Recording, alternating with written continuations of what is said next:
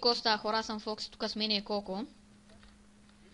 И това ще бъде първи клип на истории, в смисъл live stories. И днес ще ви разкажа една малко откачена история, в която, значи, всяко лято аз ходя да играя при баба ми. Понеже там имам повече приятели и Коко също идва. И там се събираме всеки ден. И един ден от лятото ни беше тъпо. Баба ми живее в другия край на града. Аз стоям до там с колело, с Коко. И оттам вече се събираме. И един ден ни беше много тъпо. И гениалната идея, която измислихме, беше да качим един от нашите приятели на казана. Да. Само да кажа, че пред баба ми има огромен булевард, който е като лек баир.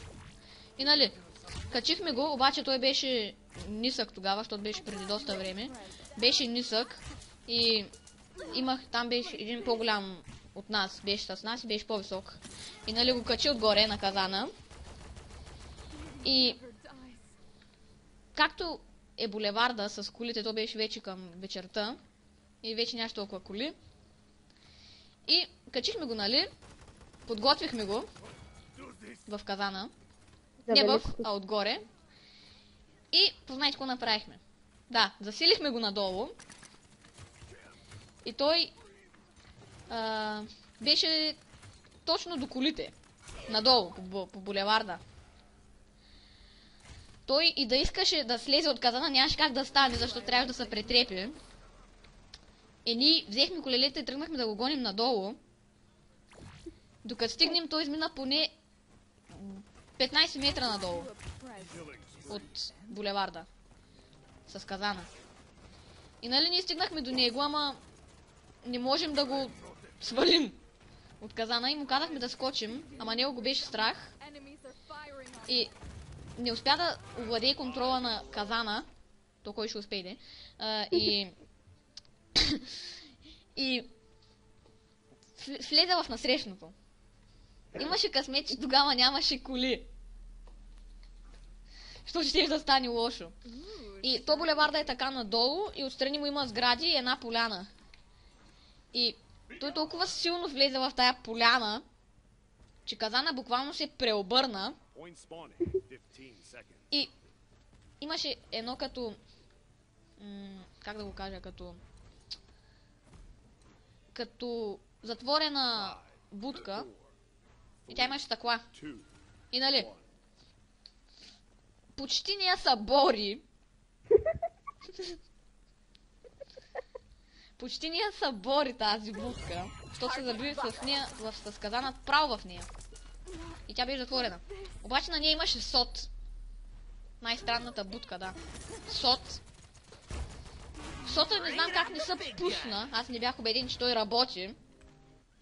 Но там нещо изпилка и ние се стреснахме и тръгнахме да бягаме. Обаче, моя приятел си беше оставил колелото, не беше с колело, беше само с казана. И тръгнахме да бягаме. И той по пътя бяга, ние с колелата пред него. Накрая решихме да го качим на едното колело. И после, след около половин час се върнахме да видим какво е станало. И отгоре капака на казана беше напълнен с стъкла. Целият беше напълнен с стъкла, защото явно се е забил право в стъклата и ги е счупил. И после, когато вече се прибра, не като се прибрахме, ами просто като се върнахме там вече да караме, отидохме на едно читалище. И нали, говорихме си, и по едно време гледаме сота с кола на сот, слиза надолу. И при положение това той се стресна супер много, приятелят ми. И тръгна да бяга, обаче се оказа, че сота не бил за там. И да, стресна се супер много. Тръгнахме да бягаме. И така, това беше тази велика история с казана по пътя. Шофиране с казан. И да, това ще бъде една малко по-кратка история, но като за първи епизод такава ще е. И да. Надявам се клипа да ви е харесал, ако така дайте лайк и поредицата да ви е харесала, ако така дайте лайк, абонирайте се и до следващия път. Чао!